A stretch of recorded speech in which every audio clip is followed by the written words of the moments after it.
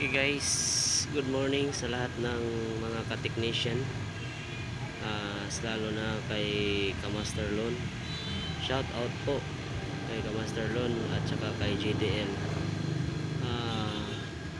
Nagiging problem yan ito guys, natapos natin na diagnose kanina. Hindi umiikot itong fan.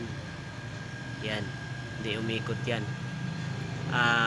Itong compressor, umaandar yan, gumagana. At saka pagbukas ko dito guys, ito na yung salarin, kaya pala hindi siya gumagana. Yan, so ang value nito is 7 UF microfarad. Ayan, 7 UF microfarad.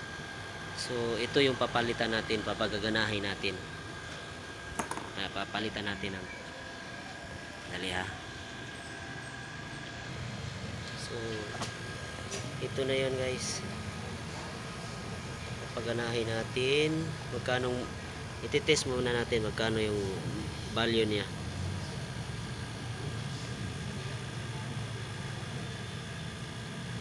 Meron na tayo nakukuhang 8.1 microfarad. So pwede lang to, pasok lang to, kasi 1 lang yung diferensya ng microfarad value. Ito na, ilalagay natin dito sa window type aircon. Ayan, bangan natin. So ayan, kinlag na natin, ginahin natin. Ito na, i-switch ko na ha. Ayan, ayos, gumagana na guys. Ayan yung compressor. Oy, yun. Ayan po, iayos natin yan mamaya. Yan, ayos natin yan.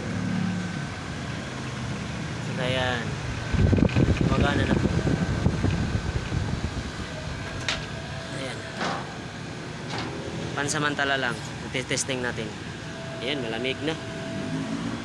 So gumagana na siya. Kaya na wala yan, compressor lang talaga yung gumagana. So shout out po sa lahat ng nanonood dyan sa YouTube channel ko, and please to subscribe and pa-click na yun ng button na notification bell para ma-update kayo sa bago kong video. So maraming salamat po. God bless us all.